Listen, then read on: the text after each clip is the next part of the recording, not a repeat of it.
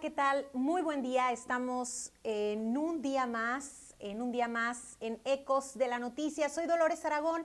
Me da mucho gusto que nos acompañe porque hoy viernes 25 de enero del 2019, esta es casi ya el cierre de nuestra segunda semana estrenando este noticiero que bueno, que nos tiene muy contentos a todos los que trabajamos aquí y estamos pues emocionados de cerrar este viernes. ¿Y qué traemos? ¿Qué traemos para este viernes?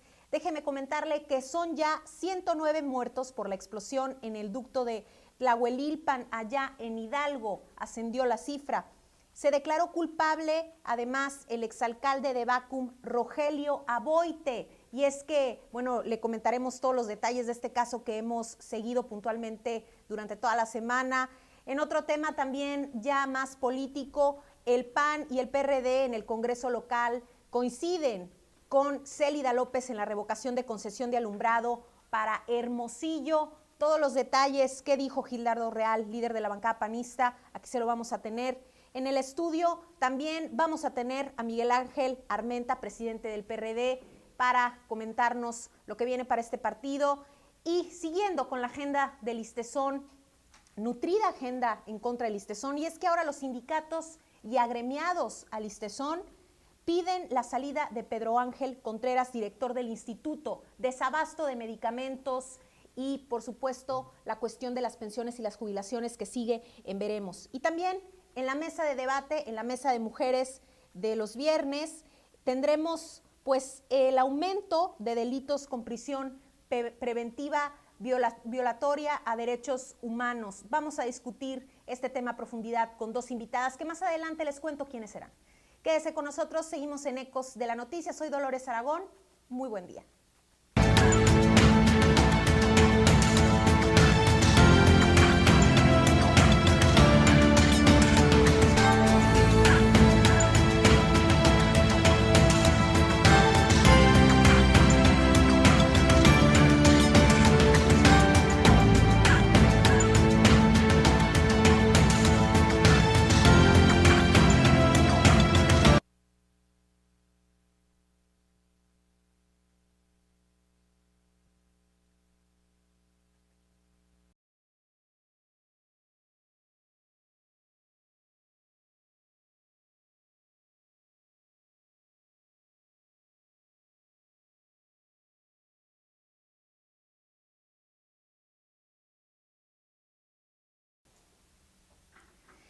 Y ya estamos de regreso. ¿Qué pasó con el alcalde, o mejor dicho, exalcalde de Bacum? Y es que él mismo se declaró culpable en Tucson, Arizona, el exalcalde de Bacum, Rogelio Aboite Limón, y podría recibir hasta 18 meses de prisión.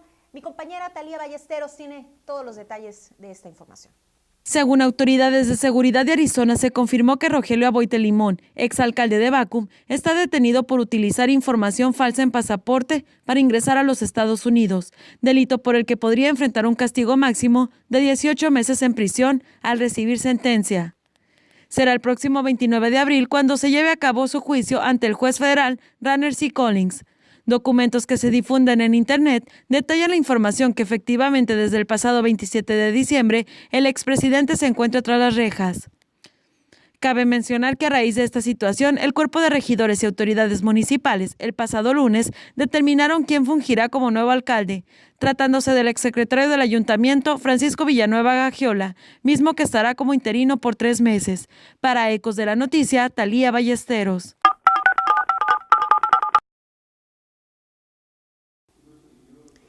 ¿Y qué ha pasado con los diputados? ¿Qué dicen? ¿Qué comentan sobre este tema tan sentido para la ciudadanía? Y es que, así como en días pasados escuchábamos que Gildardo Real, diputado del PAN, coincide con la alcaldesa de Hermosillo, Célida López, sobre revocar el contrato de concesión de alumbrado público, no es el único, ojo, no es el único de los diputados que se suman a la alcaldesa. El PRD también coincide con esto. Vamos con mi compañera Jael Esparza con todos los detalles. el Partido de la Revolución Democrática en Sonora apoyará la decisión que asuma la presidenta municipal de Hermosillo, Celida López Cárdenas, sobre revocar el contrato de concesión de alumbrado público. Miguel Ángel Armenta Ramírez, presidente del partido en la entidad, comentó reprochar la actitud asumida por el legislador Gildardo Real Ramírez, quien manifestó en su momento la necesidad de crear una comisión para analizar el tema de alumbrado y convocar a los involucrados, y es que en su momento el PAN rechazó proceder contra el expresidente municipal. Nosotros en este momento mantenemos la misma postura, argumentando de que es una concesión arbitraria que pone en un estado de indefensión al propio gobierno municipal y sobre todo por lo comprometido que están las arcas municipales y que en ese momento ni había condiciones ni tampoco las hay ahora. Para Ecos de la Noticia, Yael Esparza.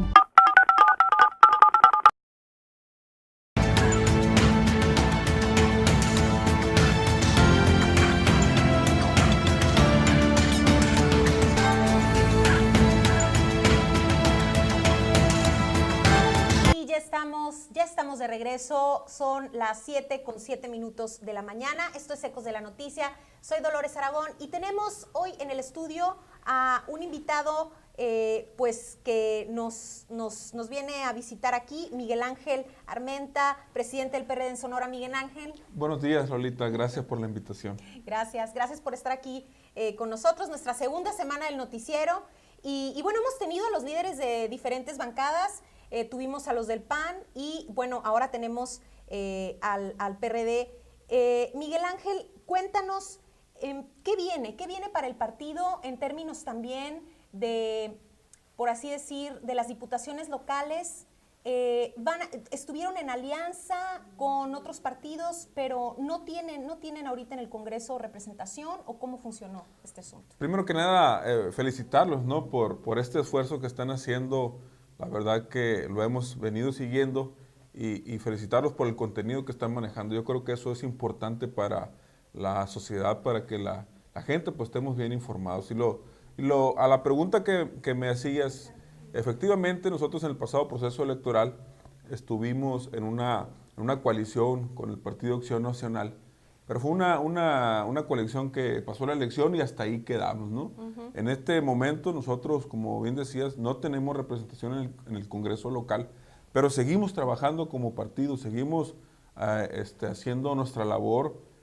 Ahorita quiero comentarte que estamos en una etapa en la que vamos a renovar dirigencias.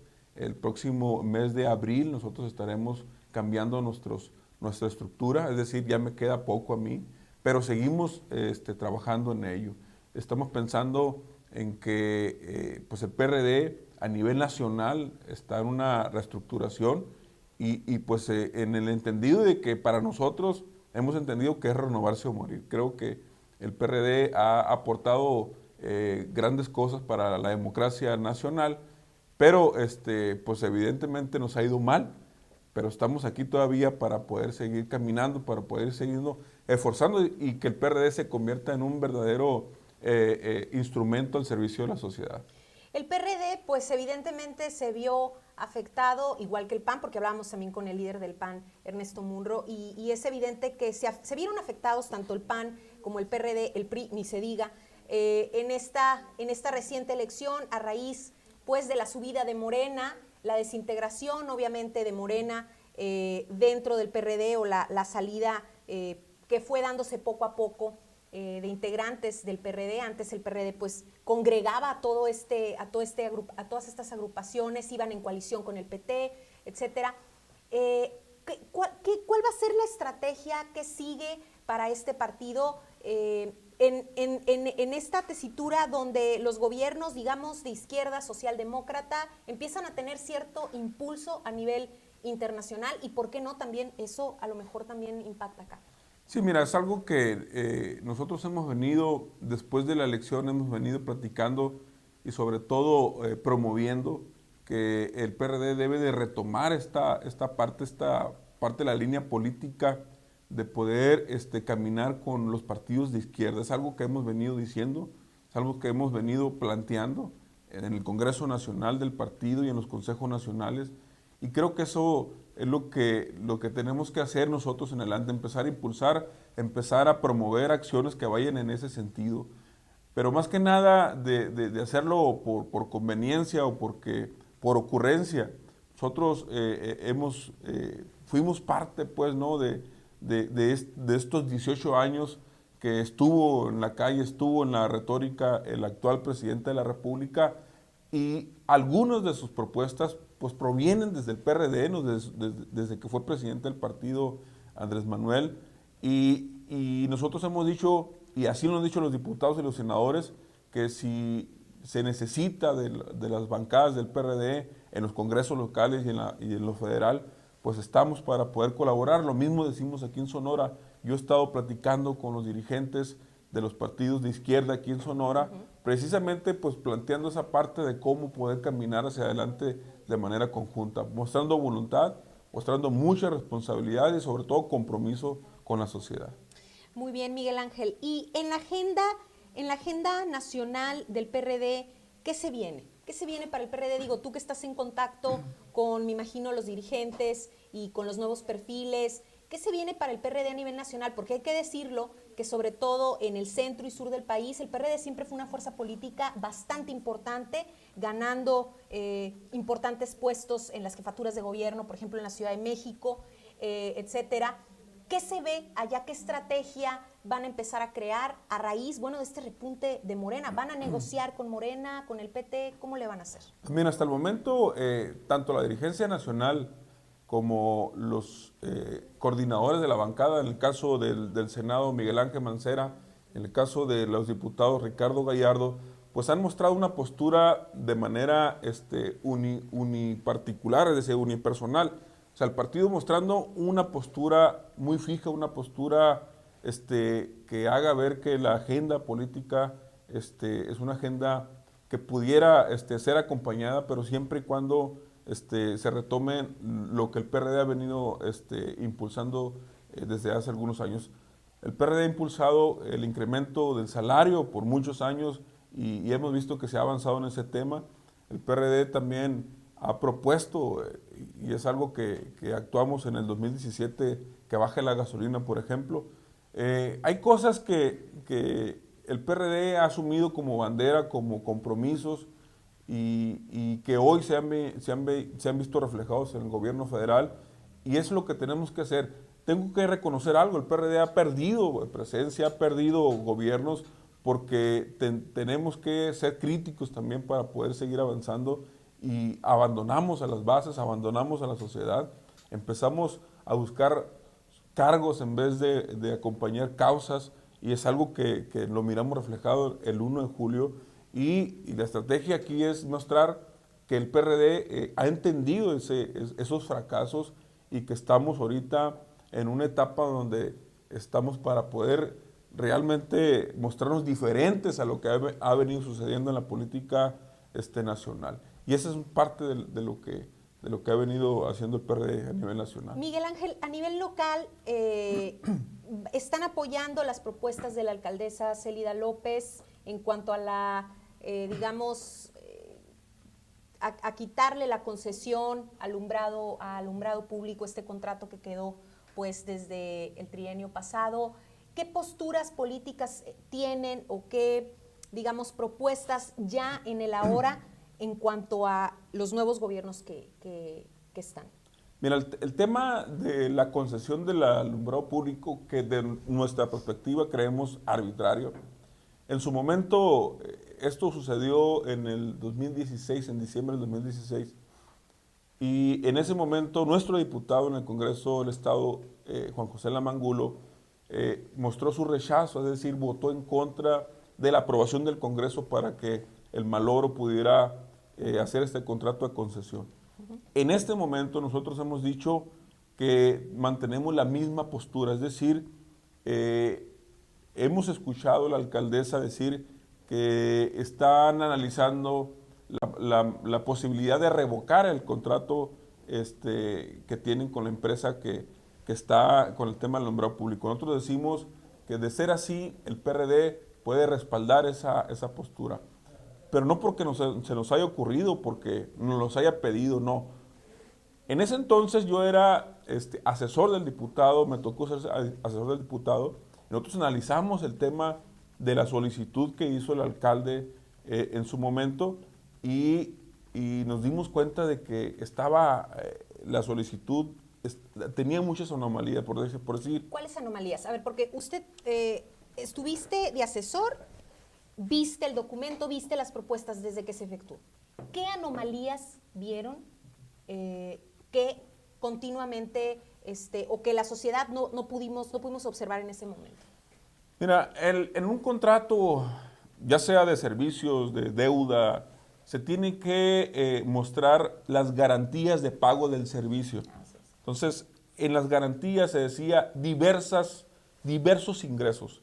Es decir, no había una postura donde dijera, a ver, de esta partida vamos a pagar. Los diversos ingresos que mostraron fue, uno, el alumbrado público, el DAP, el derecho al alumbrado público para pagar el servicio. Segundo, el cobro de la traslación de dominio en el tema municipal. Los prediales, o sea, el ingreso del predial para el pago del servicio. Y otros. Pero, es decir, todos los ingresos del ayuntamiento están comprometidos. Eso es algo que desde en ese momento el ayuntamiento de Hermosillo no tenía la capacidad económica para poder comprometerse de esa naturaleza. Y aún así lo hizo. Y aún así lo hizo. Pero no nada más fue eso. El Congreso del Estado tuvo que reformar otras leyes para que pudiera el Maloro Acosta hacer ese contrato. Es decir, reformaron la ley de administración municipal, reformaron la ley de obras públicas y servicios relacionados con las mismas, reformaron el Código Fiscal, es decir, hicieron una serie de reformas para que sucediera eso porque no pudiera ser. En este caso nosotros hemos dicho que si la alcaldesa está en ese plan, nosotros podemos decir políticamente que podemos respaldar esa postura por este tipo de cosas, porque el ayuntamiento, repito, no tiene la capacidad, no la tenía en ese momento y no la tiene en este momento tampoco. Entonces creo que pudiera en algún momento dado revocarse. Y lo otro, nosotros hemos dicho, y así lo manifesté desde el día de ayer, una postura del coordinador de la bancada del PAN, en el sentido de que está proponiendo que se cree una comisión especial para revisar este contrato. Y nosotros decimos, y lo reprochamos, y así lo digo yo, porque en su momento, hace un par de meses, presentamos una demanda de juicio político en contra del Maloro, precisamente por el uso indebido de los recursos de la deuda pública. Deuda pública que era para esto, o sea, deuda pública que era para el pago de servicios, para la contratación de obras, no para el pago de nómina, no para el pago de aguinaldos. Y ahora nos llama la atención de que quieren hacer una comisión especial cuando la tuvieron en su momento y la rechazaron. Por eso nosotros hemos... ¿La tuvieron en la pasada legislatura, dices? No, en esta legislatura. Okay. En el mes de noviembre presentamos una demanda de juicio político en contra del Maloro. Miguel Ángel, ¿y no habrá una serie de falta de desacuerdos en todo esto en cuanto a los partidos políticos? Porque vemos que Movimiento Ciudadano también estuvo en contra de la concesión de alumbrado público, incluso llevó un juicio, metió una demanda al respecto, lo que tengo entendido desde hace mucho tiempo. Ustedes también ya lo sabían. ¿Qué pasaba? Que no tenían mayoría, no tenían, hay que decirlo, no tenían el poder político para poder, digamos, impulsar, promover y que fuera atendida esta denuncia, ya sea una denuncia en una comisión, en una, digamos, una denuncia meramente pública o bien una denuncia meramente legal a la que Movimiento Ciudadano, por ejemplo, dice que le han dado largas constantemente. Entonces, no falta aquí una serie de acuerdos entre los partidos políticos, más allá de los diputados. Definitivamente, yo creo que precisamente los acuerdos, el entendimiento es lo que puede llevar adelante, pues, ¿no? El Estado, los municipios. Definitivamente falta, y nosotros hemos visto desde afuera en este momento, claro, que falta ese entendimiento. Yo creo que si las bancadas al interior del Congreso del Estado pudieran ponerse de acuerdo, pues el Estado estuviera avanzando, estuviera más en comunicación incluso con la propia sociedad. Sí, yo veo que falta, no sé si puede ser bagaje, no sé si puede ser falta de conocimiento o de oficio político. ¿Crees que hay falta de oficio político en determinados diputados? Sí los veo. Miré un Congreso que entró muy echado para adelante, pero con poca experiencia en el proceso legislativo sobre todo. Veo que empieza ahorita a avanzar, ya veo a los diputados trabajando y eso es bueno. Yo he platicado con algunos de ellos de todos los colores, por supuesto, y ojalá que Sonora tengamos un Congreso. Si tenemos organismos, si tenemos órganos de gobierno que tengan ese dinamismo, creo que nos puede ir mejor en Sonora. Miguel Ángel, para cerrar, consecuencias.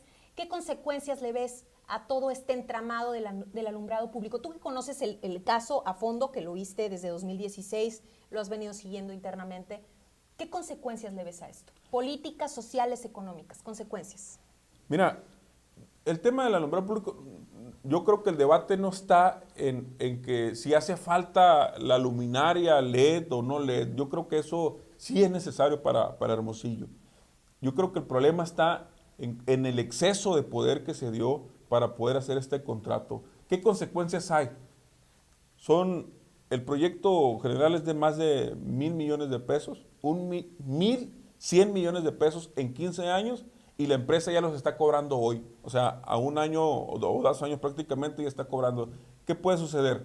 Que las finanzas del Ayuntamiento de Hermosillo puedan atraerse para el pago y que haya un colapso en los servicios por no poder pagar. Es decir, como ha pasado en el ISTESON, y perdóname la comparación, ¿no? Exacto, como ha pasado ahí. Es decir, las deudas, los compromisos políticos, los contratos que deben, pues no lo pueden pagar porque no hay liquidez. Eso mismo puede pasar, Hermosillo. Diste un ejemplo muy crudo, pero es la realidad. Bueno, Miguel Ángel, presidente del PRD en Sonora, gracias por acompañarnos y pues te seguiremos invitando para que nos des más detalles sobre lo que se hace por acá. Y vamos a un corte y regresamos con más información. Seguimos en Ecos de la Noticia. Soy Dolores Aragón. Quédese con nosotros.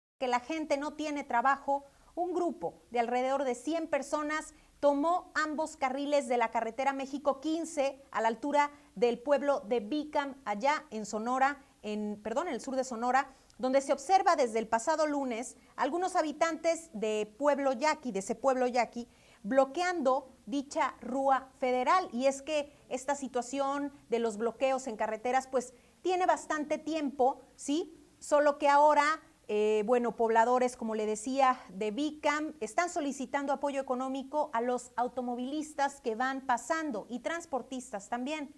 A pesar de que las imágenes hablan por sí mismas, aseguran estas personas que no se está cobrando, sino que se pide una aportación meramente voluntaria, desde $1, 5 pesos, 10 pesos, ¿no? Al respecto, voceros de las autoridades tradicionales de la tribu yaqui desconocieron la actividad misma que califican pues por no estar autorizada por ellos de ninguna manera, y señalan que las autoridades yaquis además lamentan este tipo de prácticas y de actitudes de la gente que la está llevando a cabo.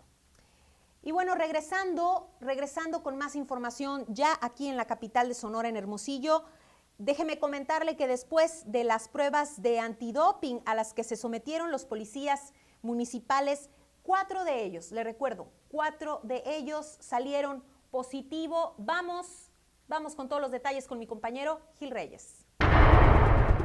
4 agentes de la Policía Municipal en Hermosillo dieron positivo al antidoping que se les practicó durante el martes y miércoles de esta semana. Así lo reveló el comisario Luis Alberto Campalastra, quien afirmó que estas personas fueron retirados de sus funciones. Detalló que 3 de ellos están relacionados con el consumo de metanfetamina, mientras que el otro elemento aparentemente habría usado anfetamina, quien intentó justificar de que se trataba de un medicamento que utilizó para salir adelante de una enfermedad, situación que será analizada mediante pruebas de confirmación, la cual tarda entre 10 y 15 días en obtenerse. Del total de los 1,183 policías que forman parte de la corporación en esta capital, se tuvo una participación de 1,159, quedando pendientes 22, quienes no fueron revisados al encontrarse de vacaciones o pidieron un permiso o forman parte de los cursos de entrenamiento.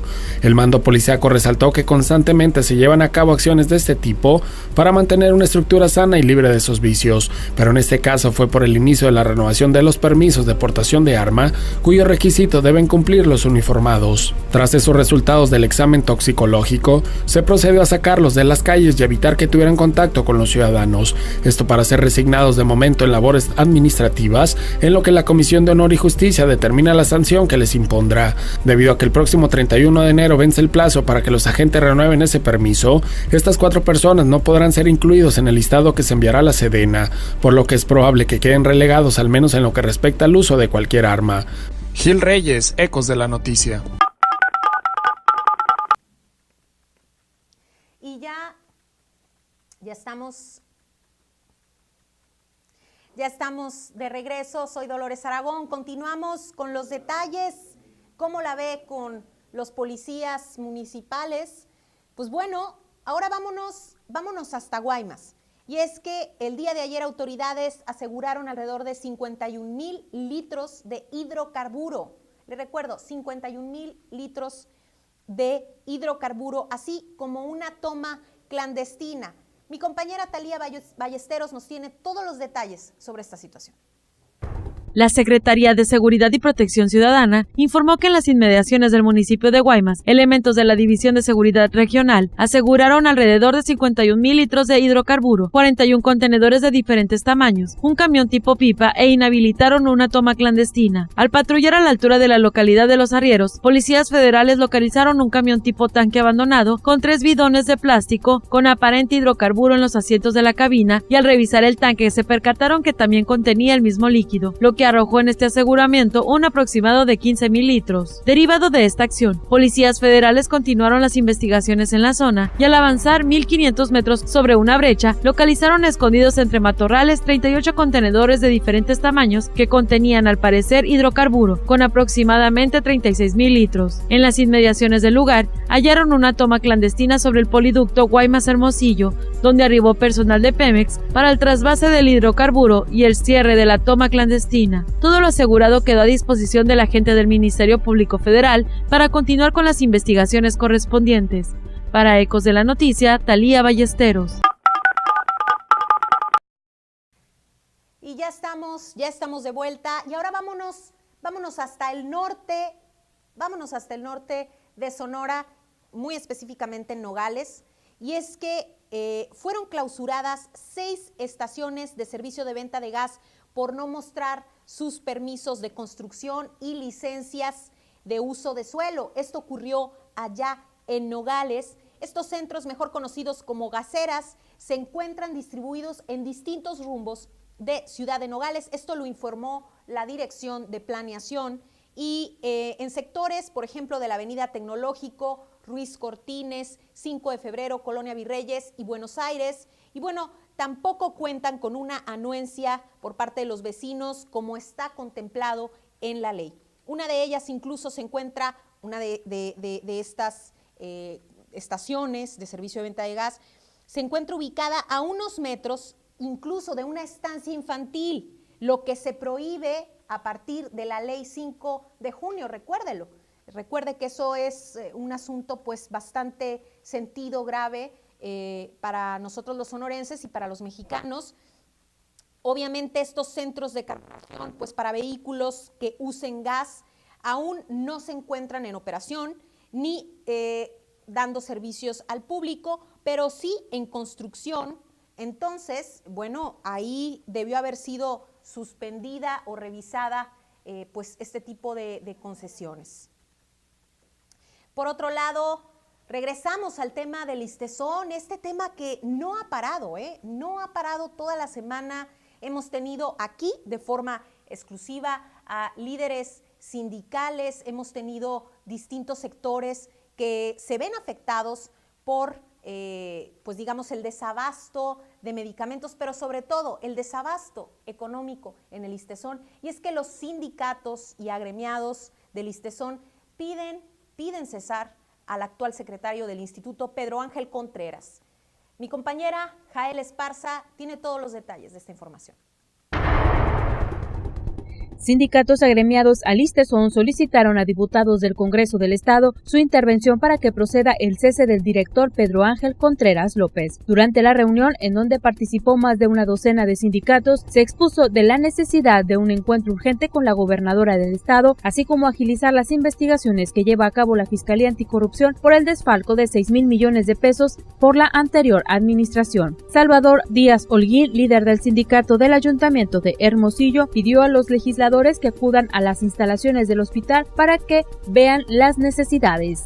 Se tomara en consideración el cese del director de listezón, porque es una persona totalmente insensible.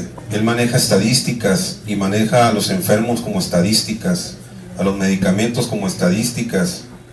Lo comentó en las redes sociales, en los medios de comunicación, que solo éramos el 30% de la minoría rebelde que anduvimos en las calles, y el 70% pues no se manifestaba porque todos tenían medicamentos.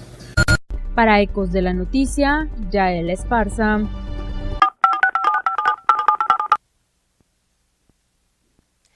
Y bueno, pues sensibilidad le piden al director del listezón. Y pasando a otro tema, déjeme comentarle que Agua de Hermosillo atiende hasta 80 fugas de agua diarias, 80. Vamos con todos los detalles con mi compañero Gil Reyes.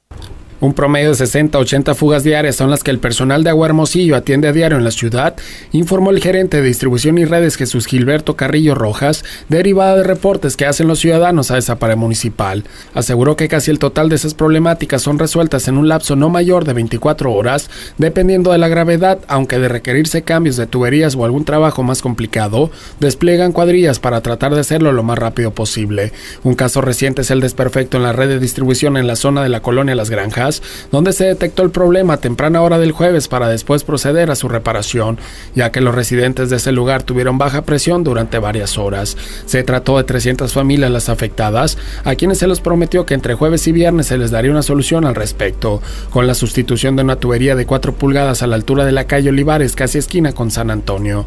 Ese daño en la red provocó que se desperdiciaran hasta 15 litros por segundo de agua, precisó el funcionario municipal. Invitó a los ciudadanos a exponer cualquier asunto relacionado con esa dependencia local para agendar las denuncias y tratar de solucionarlas en un corto periodo. Gil Reyes, Ecos de la Noticia. Y ya estamos de regreso. Las leyes electorales en Sonora son muy diferentes a las del resto de la República Mexicana. Esto lo comentó la presidenta del Instituto Estatal Electoral, Tadei Zavala. La información a detalle con mi compañera Jael Esparza. Comparar la ley electoral de Sonora con la de otras entidades de la República sería una prueba suficiente para definir si la desaparición de los institutos electorales representa o no un retroceso, opinó la consejera presidenta del Instituto Estatal Electoral y de Participación Ciudadana, Guadalupe Tadei Zavala. Estaríamos hablando de cosas, por ejemplo, Oaxaca, por ejemplo, Chiapas, Guerrero, el Estado de México, el Distrito Federal, que tiene términos geográficos totalmente diferentes a los nuestros y que tienen que coincidirse en las leyes electorales.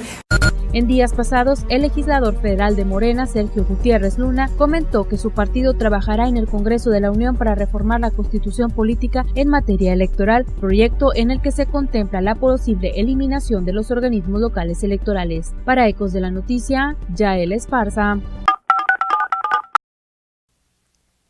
Y ya estamos de regreso con más información. Está usted viendo, escuchando y disfrutando de Ecos de la Noticia. Soy Dolores Aragón. Y ayer le comentábamos que la alcaldesa Célida López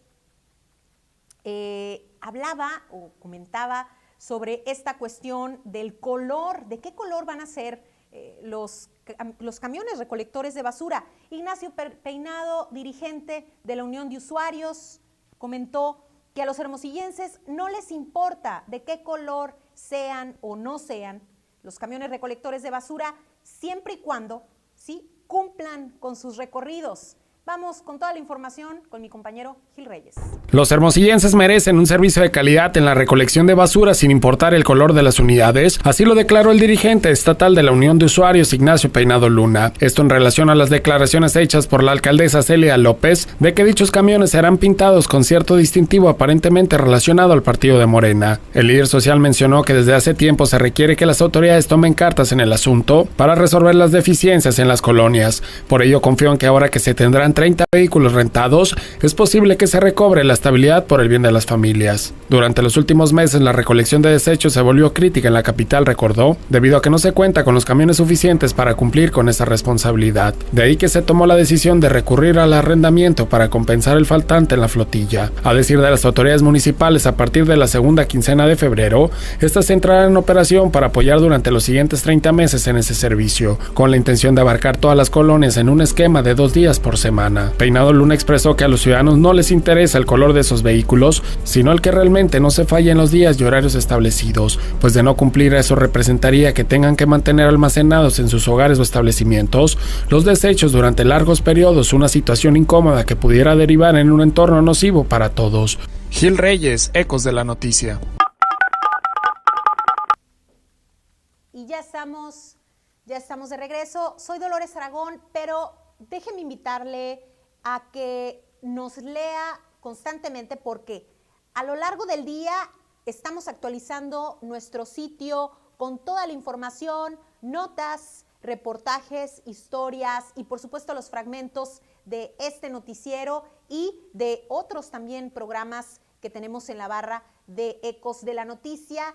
Puede seguirnos en Twitter en @ecos_noticias. Ahí envíenos sus comentarios, sugerencias de temas, denuncias, ¿por qué no? Estamos para atenderlos y escucharlos. Y también los quiero invitar a que lean nuestro sitio web con toda la información, www.ecosnoticiason.com. Ahí también estamos subiendo todos los datos. Y más adelante tendremos aquí en el estudio al secretario del Ayuntamiento, Nicolás Alfredo Gómez Sarabia. Pero antes vamos a un corte y regresamos con más información.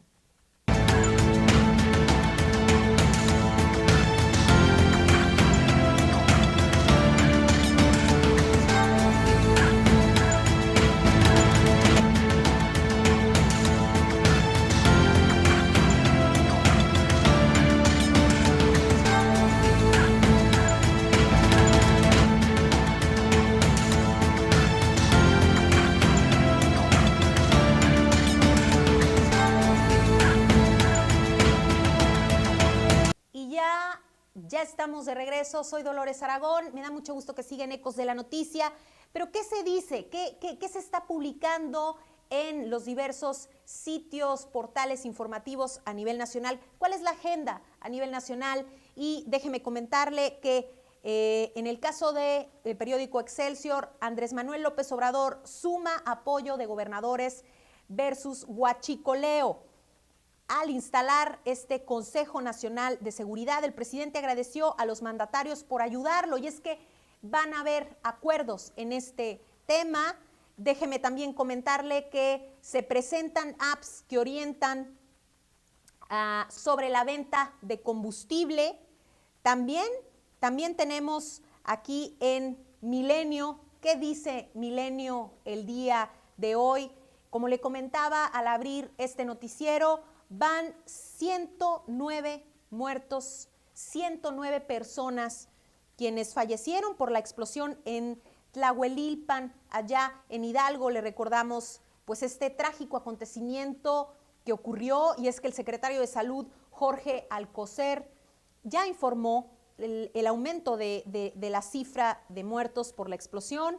En conferencia de prensa, junto al presidente Andrés Manuel López Obrador, explicó que esta madrugada desafortunadamente fallecieron 2 víctimas más, quienes estaban siendo atendidas en el hospital. Estos son información recopilada a partir de la rueda de prensa mañanera. Recuérdese que todos los días, de lunes a viernes, mejor dicho, el presidente de México, Andrés Manuel López Obrador, hace la conferencia mañanera y ahí pues presenta al gabinete y le van haciendo preguntas del día. Déjeme también informarle sobre lo que ocurre, sobre lo que se publica en el periódico El Universal, el portal del Universal, y es que comentan aquí en la parte principal, viene la nota, en la aviación también se utiliza el huachicol, cifran en 700,000 litros diarios el robo de turbocina, empresas privadas principales compradoras. Vemos que pues el huachicoleo se ha ido apoderando de distintos sectores productivos en México. Lamentable esta situación, pero bueno, ya comenta, como le decía, el presidente Andrés Manuel López Obrador, acuerdo con los gobernadores. ¿Qué saldrá de esta estrategia? ¿Cómo se solucionará? Lo iremos viendo y se lo iremos contando a lo largo de la semana, así que no se pierda estos detalles. Viene también aquí en la portada de, le decía, El Universal, viene también Griselda Triana, viuda del periodista Javier Valdés, exige justicia ante AMLO. Estas ruedas de prensa muy interesantes, las ruedas de prensa del presidente Andrés Manuel López Obrador, porque bueno, se tratan todos los temas de manera, digamos, abierta, de lunes a viernes. Así que bueno, Griselda Triana, viuda del periodista Javier Valdés, exige justicia, siguiendo con este tema del periodista que falleció y bueno, que fue más bien víctima de un homicidio, ¿no? Censo de AMLO para apoyos sociales avanza lento, dice El Universal.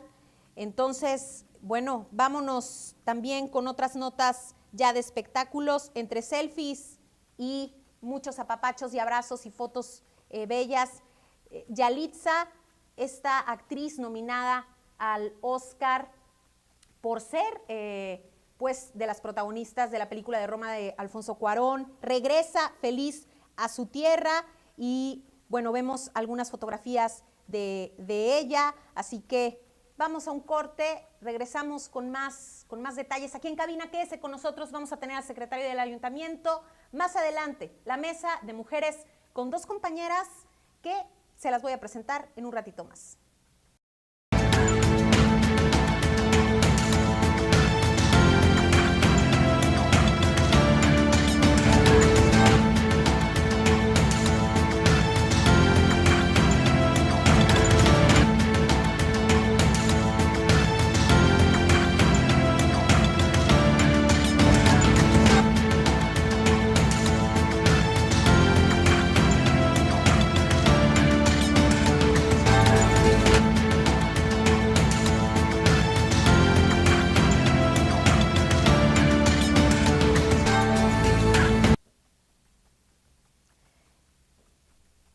ya estamos de regreso y siguiendo con la agenda de este tema tan sentido relacionado con el listezón.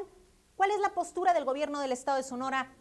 ¿Qué es lo que está haciendo Claudia Pavlovich al respecto? Bueno, déjenme comentarle que el gobierno del estado de Sonora pospone paro laboral del Consejo Sindical y Social Permanente y inyecta un total de 480,325,432 pesos. Esto es lo que va a recibir el listezón luego de ser aprobado por el Congreso de Sonora como un recurso extraordinario. Le recuerdo, este es un recurso extraordinario que impulsó el gobierno del estado de Sonora de Claudia Pavlovich en conjunto con el Congreso local, con los diputados y diputadas locales, para atacar este déficit financiero que se prevé este 2019 y que ha traído tantos problemas, tantos desgastes, tantas inconformidades, desabasto en medicamentos, también problemas en términos de las pensiones y las jubilaciones. Estuvimos aquí platicando con el líder del sindicato de la Universidad Estatal de Sonora, pero también hemos visto a líderes sindicales a lo largo de las semanas que, bueno, lo han padecido. El director general del listezón, Pedro Ángel Contreras López, consideró que dicho monto ayudará a mejorar la situación de la institución en beneficio de los derechohabientes. El funcionario estatal explicó que en el tema de los medicamentos, con el fallo de la Suprema Corte de Justicia de la Nación de otorgar solo pensiones justas, ¿sí? Y con las acciones desarrolladas por la institución, como la compra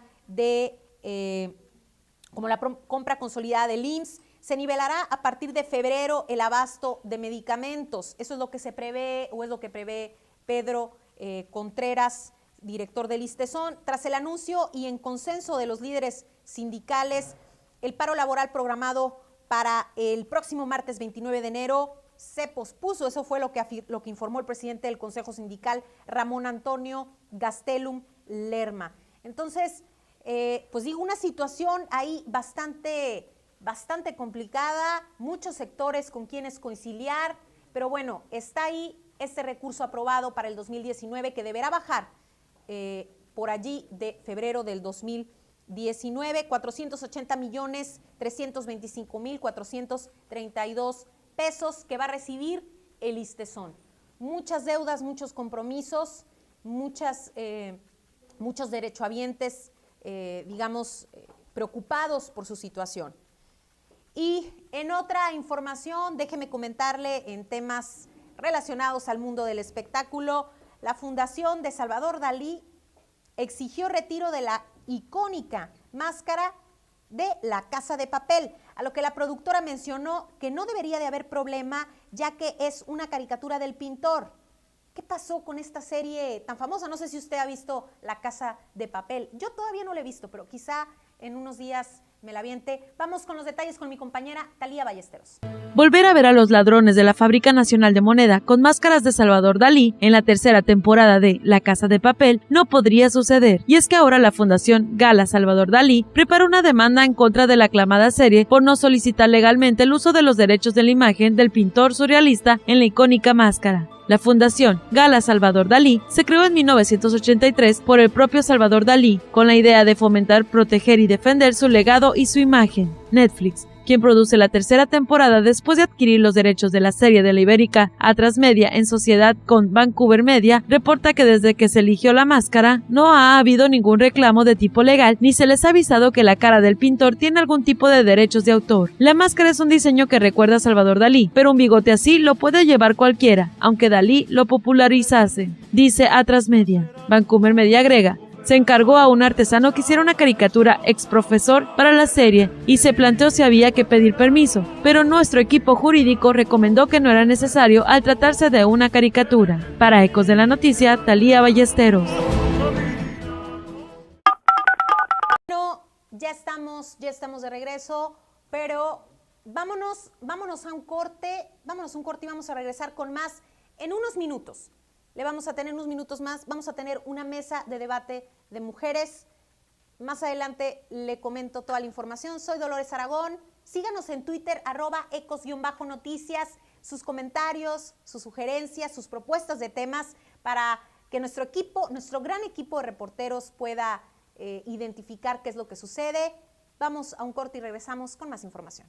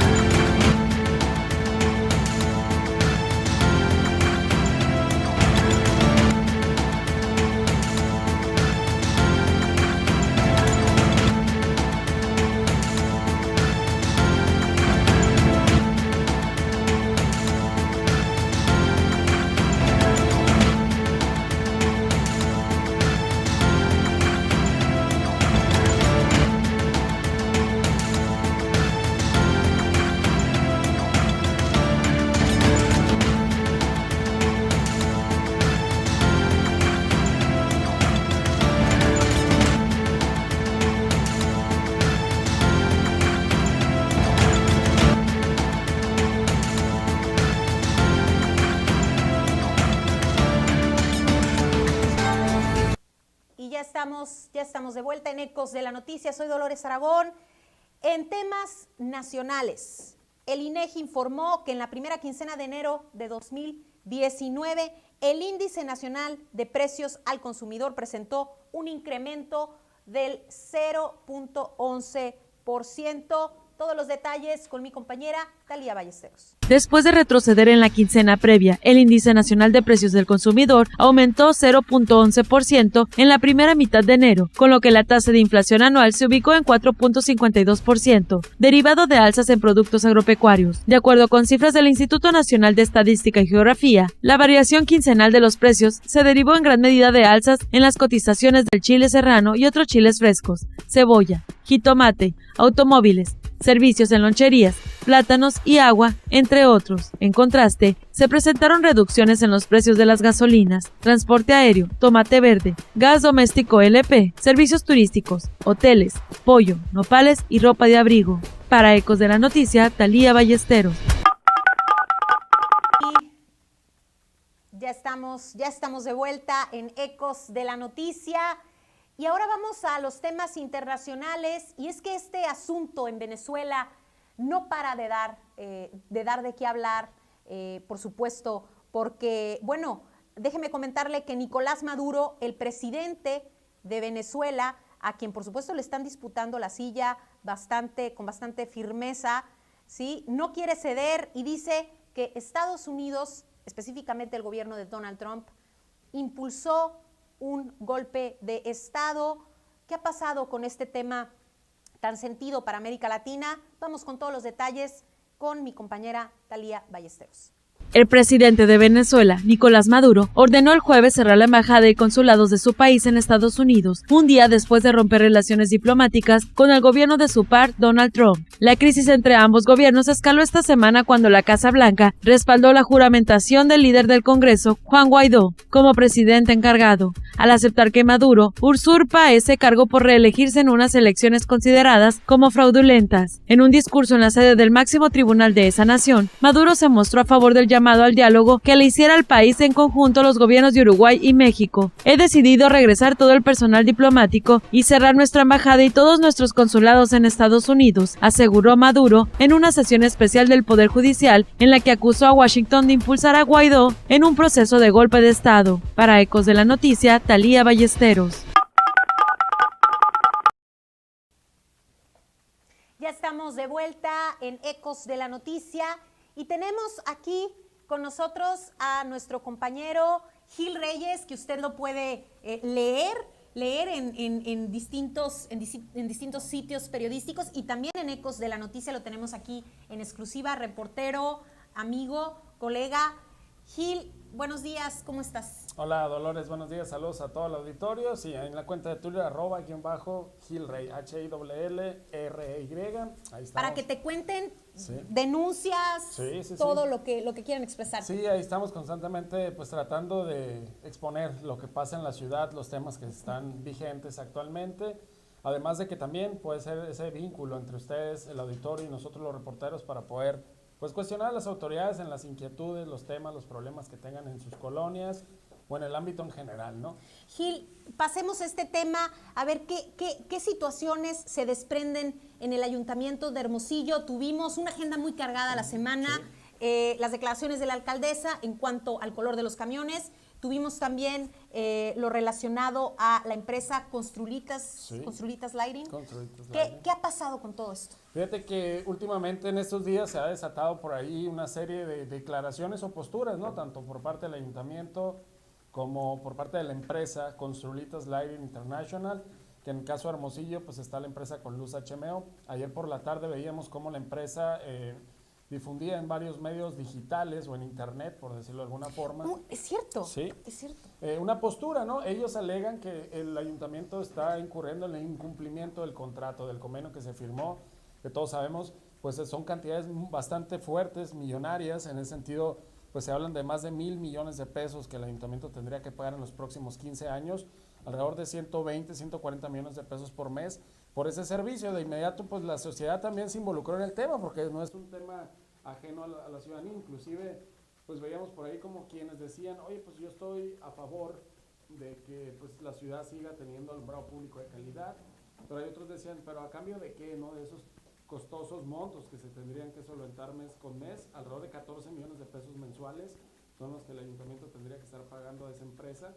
Ayer platicamos también con el dirigente de la Unión de Usuarios, Ignacio Peinado, quien decía, pues también el alumbrado es fundamental, ¿no? Pero el ayuntamiento tampoco debe de comprometer sus finanzas los próximos 15 años a estarle pagando a una empresa montos tan elevados como esos. Sí se ha dado por ahí, Lolita, pues tanto la propia alcaldesa, que es muy activa en redes sociales, como el representante de esa empresa, pues cada quien defendiendo sus posturas, ¿no? Su lugar en este tema. Lo que es un hecho es que mucha gente, y fíjate, es un tema que pocas personas, y yo platicaba con expertos en el tema, ajenos a la función pública, nos decían, sí, se ve muy bonita la ciudad, inclusive cuando vienes llegando en avión de noche, pues se ve blanca la ciudad, muy bonita, pero lo que no se ha visto tampoco, dicen, o no se ha indagado, es en la real funcionabilidad de estas lámparas. Es decir, son de color blanco, pero eso no ayuda en la visibilidad para que los conductores de noche, cuando van manejando, puedan detectar a transeúntes que vayan, y esto podría detonar en los próximos meses o años, pues una problemática de accidentes, que esperamos no suceda. Y decían, me platicaban algunos expertos, dice, es que la luz amarilla era mejor porque pues te da no genera sombra, ¿no? Lo que se conoce como la sombra cuando las personas andan en la noche. Pero bueno, al final de cuentas, entre que sí son viables, que pues hay quienes le ven los contras, es un tema que sin duda va a seguir marcando agenda, no solo en los siguientes meses, sino en los siguientes años. Fuerte, fuerte. Y lo que sorprende también es que en redes sociales, y podemos verlo cada uno de nosotros, en redes sociales hay una campaña por parte de la empresa Construlitas Lighting, pues donde alega o digamos muestra su parte de la historia, muestra que tiene ganas de otorgar un buen servicio, etcétera, etcétera. Entonces, también vemos que la empresa quiere empezar a convencer a la ciudadanía, por así decir, o esa impresión me causó Gil, quiere acercarse a la ciudadanía, pero nos decía ahora Miguel Ángel, el presidente del PRD en Sonora, quien le tocó además estar de asesor parlamentario en la legislatura pasada, le tocó revisar el proyecto desde 2016, no hay dinero para pagar este tipo de servicios. No, y él lo mencionabas ahorita, son 14 millones de pesos que si lo traduces a horas de pavimentación, recarpeteo, arreglar diversos parques inclusive en la ciudad, otros servicios, pues imagínate, ¿no? Todo lo que se podría hacer en Hermosillo con esos más de 1,100 millones de pesos que podría costar a los hermosillenses los siguientes 15 años ese servicio. También, fíjate, Dolores, que más allá del cambio, que inclusive ahorita lo mencionaban y colegas también que han estado aquí anteriormente en el estudio, en las mesas de opinión, Dicen ellos, pues la alcaldesa Celia López se va en 2 años y medio, ¿no? ¿Se irá a alcanzar realmente a resolver la situación legal de esto?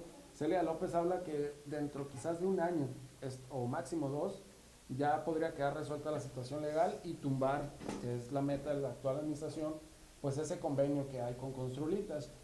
Hay quienes también dicen, oye, pues, y te va a alcanzar el tiempo porque quizás venga otra administración que traiga otra ideología distinta a querer, pues, realmente remover ahí. En un caso remoto, que llegara el PRI, por así decirlo, a la alcaldía de Hermosillo en el próximo trienio, ¿qué pasaría, no? ¿Defenderían esa concesión? ¿Seguiría? Al final de cuentas, pues son temas que en el momento se van a tener que resolver. Lo que es una realidad es que esta administración no quiere el servicio, la gente, hay opiniones encontradas, repetimos, hay quienes dicen, yo quiero que la ciudad siga teniendo luz LED, que siga prestando ese servicio, cuando hay también gente contraria que dice, yo quiero luz LED, pero no a ese costo. Claro, y aquí la situación, como lo mencionábamos en diversas, pues en la barra de opinión, con Fernando Oropesa, con Carlos Romero y otros colegas que estuvieron acompañándonos, lo comentábamos, el problema también de los gobiernos, sobre todo municipales, es que son solamente 3 años. 3 años es muy poco tiempo para ver resultados tangibles, para medir resultados tangibles, y también el presupuesto de los ayuntamientos, en términos generales, en términos nacionales, es poco lo que tienen a disposición y su recaudación también es muy poca, ¿sí? Cuentan con predial, cuentan con algunas, digamos, partes para recuperar, que realmente es bastante básico, y creo que la ciudadanía apenas en estos últimos años, donde se ha transparentado todo este tema, no nada más en el alumbrado, sino en distintos sectores o áreas del ayuntamiento, nos hemos dado cuenta de que en verdad no alcanza el dinero. ¿Pero qué dinero alcanza, Gil? Mira, sin tomar partido a favor del ayuntamiento, de la empresa, en una postura imparcial, podemos decir, hay antecedentes de Construlitas en otros estados del país, donde desafortunadamente pues su historial no es muy positivo, ¿no? En ese sentido, se habla de ahí de que hay irregularidades en el servicio, no han cumplido cabalmente, y de hecho es algo que ya los detractores de que se diera, pues no privatización, pero sí la concesión del alumbrado público en Hermosillo, era eso, ¿no? El temor de que la empresa volviera a quedar mal aquí en Hermosillo, al igual que lo hizo en otros lugares. Al final de cuentas, ahorita, pues como insistimos, vemos un cambio, ¿no? En la ciudad hay luminarias que pues sí se ven bonitas, las luces LED pues son mejores, presuntamente son más ahorradoras, pero al final de cuentas, comprometer los próximos 15 años parte del presupuesto municipal, sin duda es una situación muy grave, ¿no? Gil Reyes estuvo acompañándonos en esta sesión, en esta mesa con reporteros. Gracias, Gil, por estar aquí. Y recuerden también escribirle en Twitter. Danos otra vez tu Twitter, Gil. @HILLRY. Gracias, Gil. Y seguimos con más información. Vamos a la mesa de debate, mesa de mujeres. Hoy nos toca mesa de mujeres. Soy Dolores Aragón. Quédese con nosotros. Esto es Ecos de la Noticia.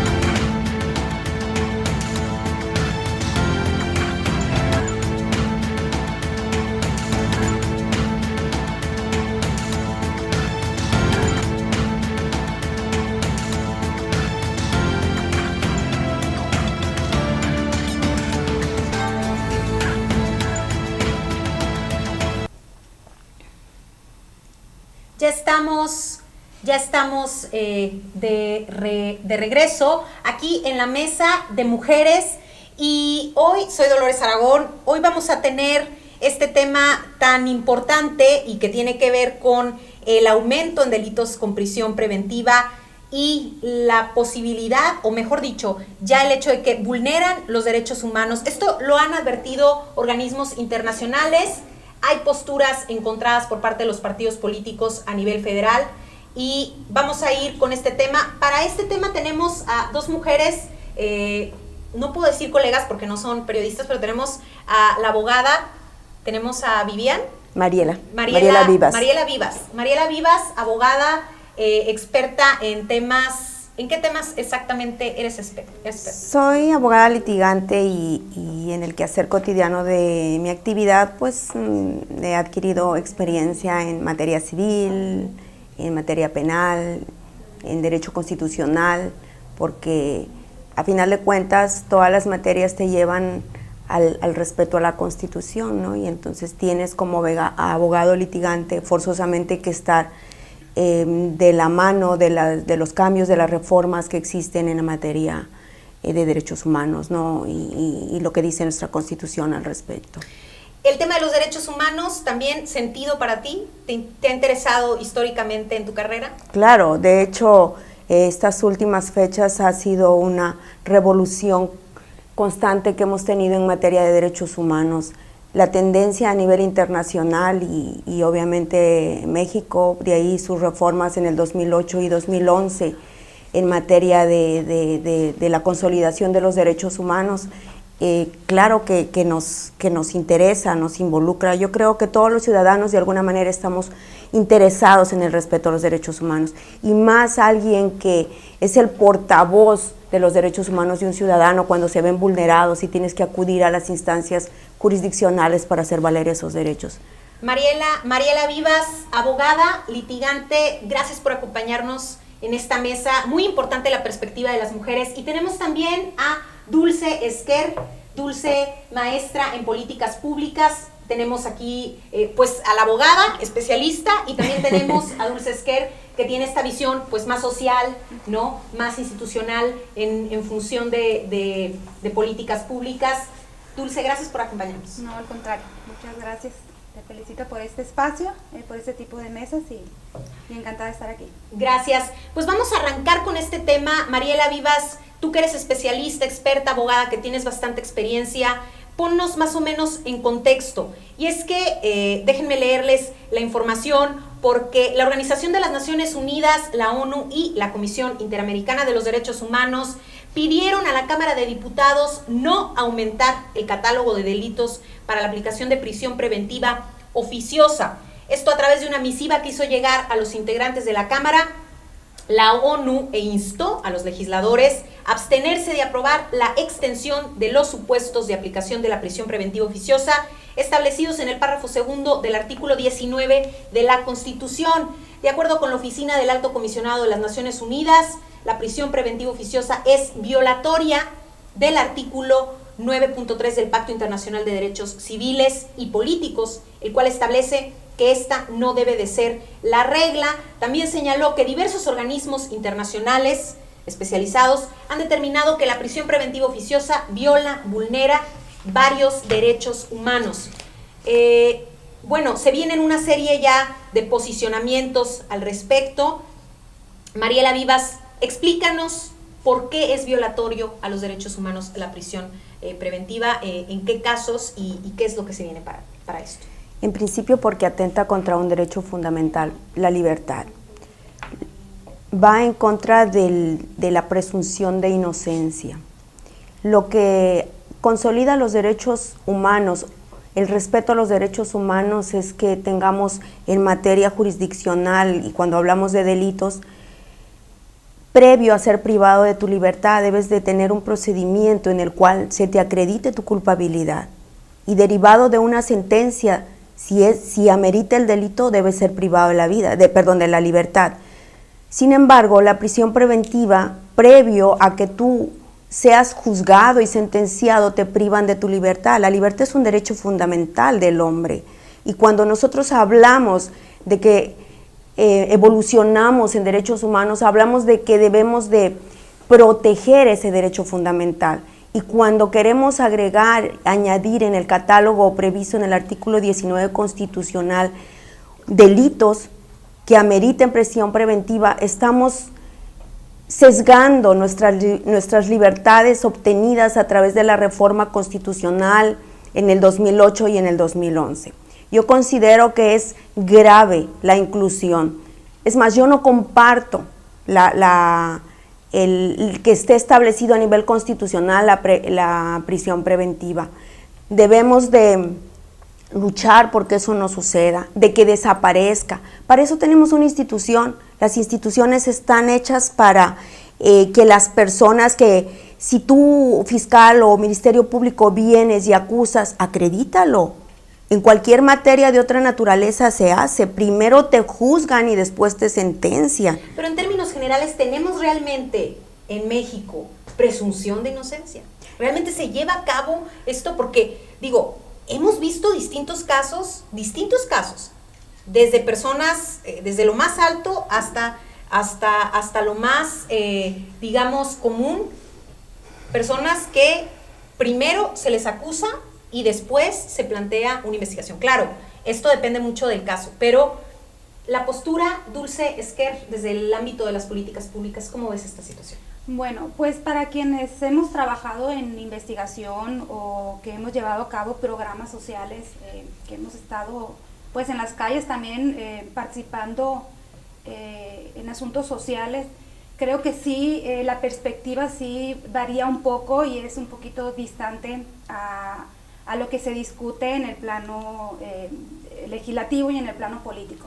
Creo que la naturaleza misma de este sistema nuevo penal es justamente el ponderar los derechos humanos ante todo, ¿no? Desgraciadamente creo yo que los contextos cambian. Por ejemplo, este sistema con sus características puede o pudo haber sido muy exitoso en otros países, pero también tenemos que considerar cuáles son las políticas de prevención, las políticas sociales que se ejecutan en otros países, las estadísticas en todos los tipos de problemáticas, y creo yo que aquí en México no ha funcionado en muchos casos el sistema, pero no es en sí por lo que implica lo que está escrito en las leyes, ¿no? Yo creo que ponderar los derechos humanos siempre es lo primordial, pero también ahorita nos estamos enfrentando a dónde quedan los derechos humanos de todas las... En la última década aquí en el país se ha aumentado en un 100% los homicidios, o sea, diariamente vemos, y la ONU lo indica, que 9 mujeres están siendo asesinadas por cuestiones de género aquí en nuestro país. Aquí en Sonora, y no nos vamos muy lejos, han aumentado muchísimo desde el 2015, que marca el inicio del nuevo sistema. Han aumentado muchísimo los robos y los delitos en muchos rubros. Y claro, o sea, no sería muy sesgado decir que se debe nada más a que pues ya no se prisiona a las personas cuando se les denuncia, ¿no? Claro. Que creo que sí, en muchos casos, y lo que manifiesta mucha gente con la que tenemos comunicación, que nos han pedido apoyo en muchísimos casos, sobre todo en asuntos de violencia contra las mujeres, de violencia familiar, que es donde yo me he desarrollado.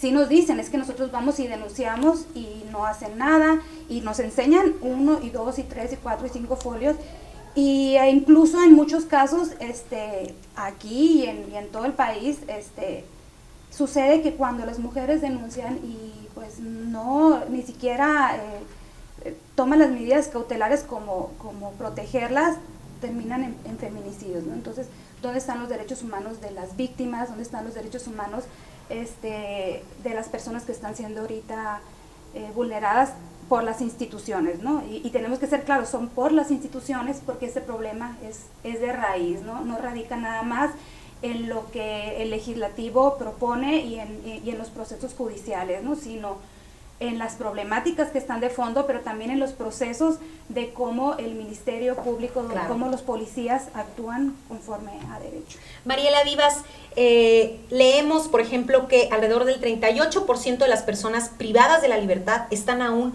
bajo proceso. Esos fueron datos que que dio la ONU en defensa, obviamente, de los derechos humanos. ¿Qué otra perspectiva ves en esta situación?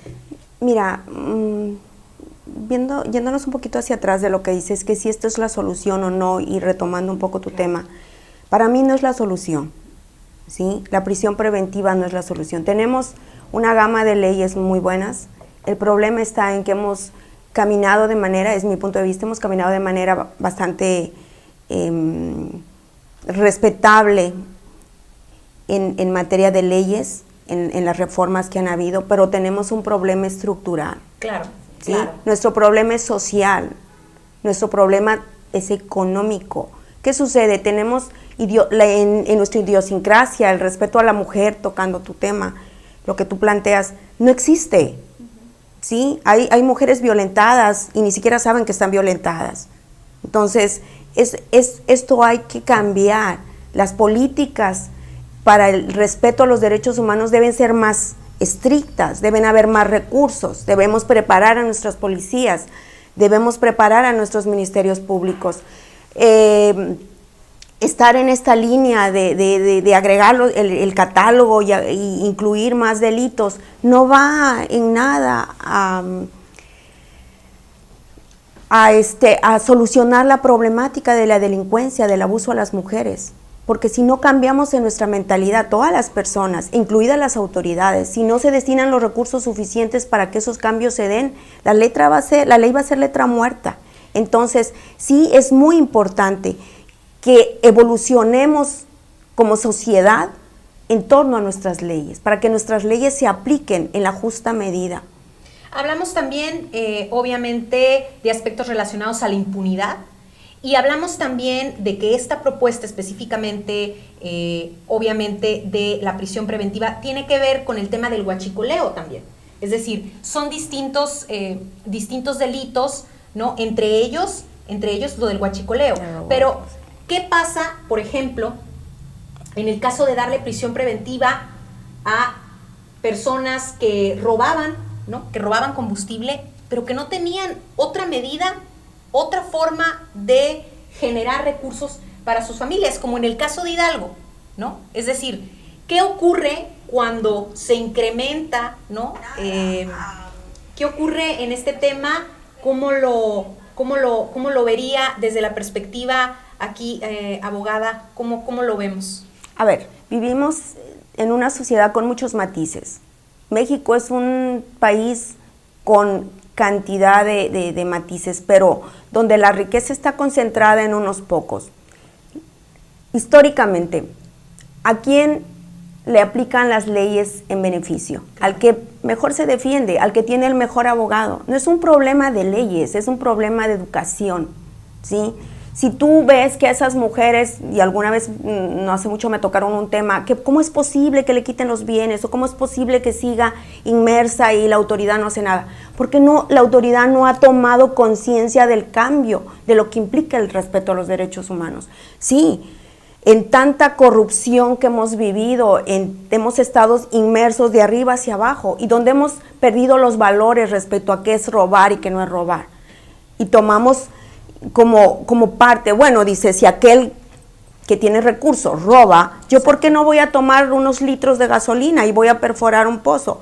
No soluciona. La prisión preventiva definitivamente no. Al contrario, pienso que la problemática de la gente que no tiene recursos para tener una defensa adecuada va a ser la víctima en eso. Claro. Ellos van a llenar las prisiones, si de eso se trata. No vamos a combatir el robo al petróleo o a la gasolina o la corrupción deteniendo a las personas.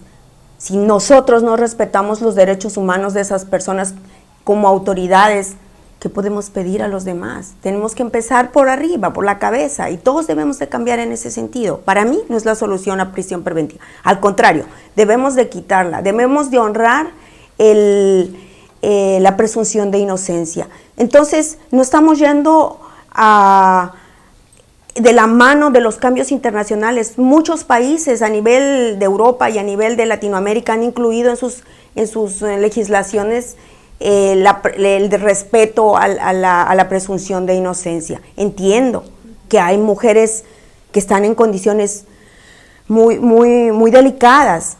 Pero pues exijámosle a nuestros fiscales, exijámosles al Ministerio Público que hagan el trabajo, porque vas a beneficiar a esa autoridad. Ah, sí, estás dejando el derecho de una persona en un legislador, cuando él dice hay prisión preventiva para el delito de corrupción o de robo de combustible. Estás privilegiando cuando ese fiscal, cuando ese Ministerio Público debe ponerse a trabajar, como cualquier litigante lo hace en cualquier otra materia.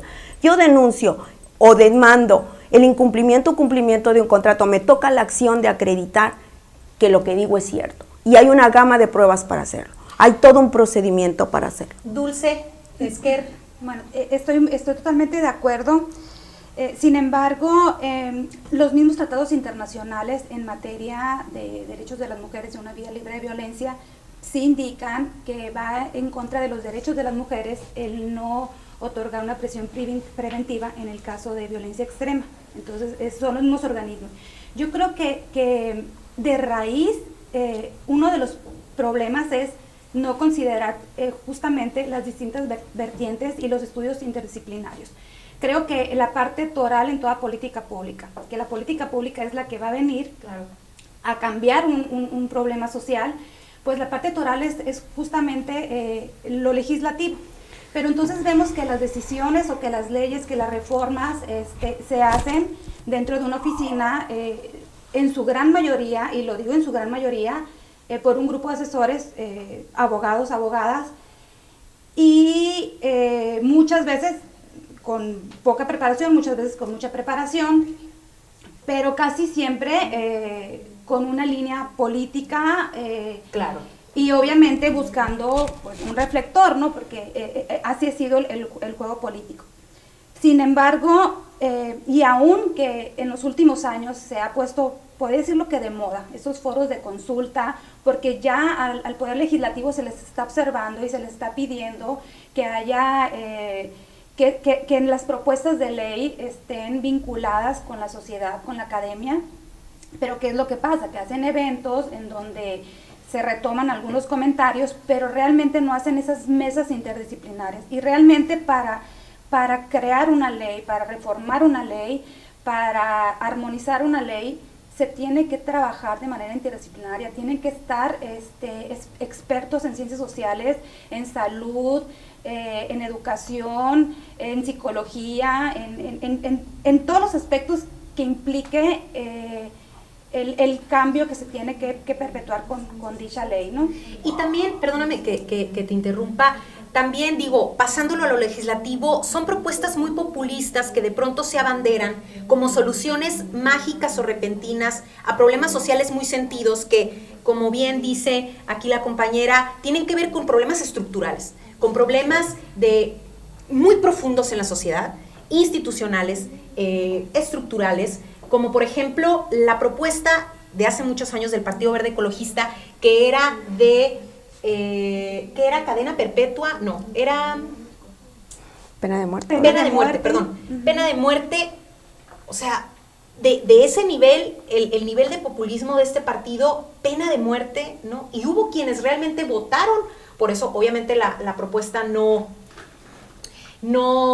rindió frutos, pero sí de pronto vemos en el campo legislativo, y creo que a eso se refiere Dulce, estas propuestas populistas que dan en apariencia soluciones rápidas a problemas sociales que requieren presupuesto de fondo para atención, como en el caso del huachicoleo, como en el caso de los feminicidios, como en el caso de los homicidios, como en el caso del robo a casa habitación, ¿sí? Que obviamente debe de haber soluciones de política pública, obviamente debe de haber soluciones culturales, profundas, y que solamente nos hacen ver o visualizar estos problemas que no se solucionan con una reforma, con una ley de pronto. Creo que también hay en los partidos políticos, lo vemos muy seguido, estas medidas, ¿no? para aparentemente solucionar, y en lo personal a mí me preocupa porque coincido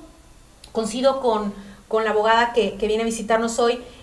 Quienes más sufren, quienes más padecen son los que no tienen dinero para defenderse. Ellos y ellas quienes van a terminar en prisión, ¿sí? Entonces, ¿vale la pena tomar este tipo de medidas? En lo personal me parece un riesgo muy, muy fuerte, y creo también que debemos ir en el marco internacional y también en la prevención del delito. Que es fundamental. La prevención del delito y la reinserción social de quienes cometieron delitos. Yo creo que esos también son dos temas fundamentales que de pronto quedan en el olvido porque queremos ese castigo ejemplar al momento. Que además no se trabajan, y aunque la ley los contempla, no se están trabajando. O sea, tenemos mecanismos súper importantes en la ley ya de décadas protocolos atrás, y protocolos, el problema es que no se realizan, el problema es que las autoridades no están ejecutando. Y tenemos ahorita un caso muy controversial, el caso de Dafne, que estuvo casi 4 años encarcelada por el delito de homicidio, por un parto espontáneo que tuvo en el baño de su trabajo, ¿no? Y se le acusó de aborto y de asesinato, y tuvieron que pasar cerca de 4 años para que un grupo bastante amplio de abogados, de abogadas y de organismos comprobaran justamente que los indicios estuvieron totalmente fuera de lugar. Incluso los discursos del juez que dictó sentencia la acusó de que no tuvo el instinto de proteger a su hijo. O sea, y lo dijo así, ¿no? Lo dijo así. O sea, ni una perra hubiera tratado así a su hijo. Entonces, este tipo de casos también nos ponen justamente en la otra dimensión. Claro. O sea, ¿cuántas personas, y sobre todo inocentes de bajos recursos están ahorita en la cárcel, ¿no? Con delitos que a lo mejor ni siquiera, que no cometieron, pero además que ni siquiera han sido procesados, porque sí tenemos en las cárceles personas que ni siquiera 4 años tienen un proceso completo. 4 años, ¿quién le regresa a sus 4 años a esas personas inocentes? ¿Quieres combatir la delincuencia? Entonces fortalece tus fiscalías. ¿Realmente quieres sacar de la calle tanta delincuencia? Dale recursos. Educa en ese contexto a las personas que van a integrar las carpetas, que van a los jueces que van a judicializar, con perspectiva del respeto a los derechos humanos, con perspectiva de género, con respeto a los hijos que van a dejar desprotegidos si una persona inocente, madre, padre, están dentro. Cuando lo hayas juzgado, entonces prívale la libertad si así amerita, pero no antes. Yo creo que está mal. ¿Por qué? Porque si abres esa posibilidad, ¿quiénes van a sufrir las consecuencias? Las personas que no tienen cómo defenderse. Aquel que tiene, aún con prisión preventiva, tiene los mecanismos y va a agilizar el sistema de tal manera que esto se resuelva rápido, porque hay medios económicos para hacerlo y porque esta persona de este lado va a estar mucho preparada para darle combate a la Fiscalía o al Ministerio Público. Tenemos un problema muy grave de policías, de peritos, de Ministerio Público. En las fiscalías hay ministerios públicos corruptos. Entonces, no importa que el nuevo sistema sea muy benéfico y que su piedra angular o su columna vertebral sea la presunción de inocencia, porque a ellos no les importa. Está previsto en el 19 un catálogo de delitos donde la prisión preventiva es, de hecho se da, también hay la posibilidad de la prisión preventiva cuando se trata de delitos de una gran magnitud, pero es una posibilidad que se tiene que agotar hasta el final. Hablas tú de una mujer en estado de indefensión, de violencia. Hay mecanismos para impedir que siga siendo sujeto de violencia. Lo que pasa es que a nuestras autoridades no les ha llegado todavía a muchos este gran avance a nivel internacional en derechos humanos. No estamos privilegiando los derechos humanos. Bueno, ya para cerrar, para que preparen ambas su cierre, sus conclusiones, y nos escriben aquí en Ecos de la Noticia, en el Facebook, nos envían comentarios. Felicitaciones a la abogada. Gracias. Esperemos muy buena la invitada para discutir sobre también violencia de género. Muy bien dicho, abogada. Rubén Rochimparra la felicita. Julio César Frías dice, es importante la prisión preventiva porque de entrada la mayoría de personas que enfrentan casos con la justicia son responsables. En una menor medida se acusa a inocentes y esos casos se tendrían que ver a detalle, pero para el que delinque sí debe de haber prisión preventiva. Bueno, aquí vienen algunos comentarios. Bueno, felicitaciones también. Marino Manríquez nos dice, empiezo a conocer el programa, me gustará. Muy interesante mesa de debate. Bueno, les envían felicitaciones. Ya para cerrar, Dulce Esquer, 20 segundos, Mariela. Venga. Gracias. Bueno, yo creo que para mí lo primordial es que desde, como lo comenté y lo reitero, desde el inicio de las discusiones en el legislativo, se tienen que analizar la realidad latente en espacio y en tiempo. Yo creo que algo que nos sigue haciendo muchísimo daño en la ejecución de los tres poderes es que nos hacen diagnósticos. Los diagnósticos los temen en todas las instituciones como algo muy costoso, como algo muy difícil, cuando es algo tan sencillo. Y ojo, para los profesionistas, las profesionistas, tenemos académicos, especialistas, tenemos grupos incluso empresariales que se dedican a hacer diagnósticos y que realmente, si no se ejecutan acciones desde el legislativo, el ejecutivo y el poder judicial, considerando las problemáticas latentes, cómo se ubican en cada espacio, estamos cayendo en la injusticia. Lo legal no es lo mismo que lo justo.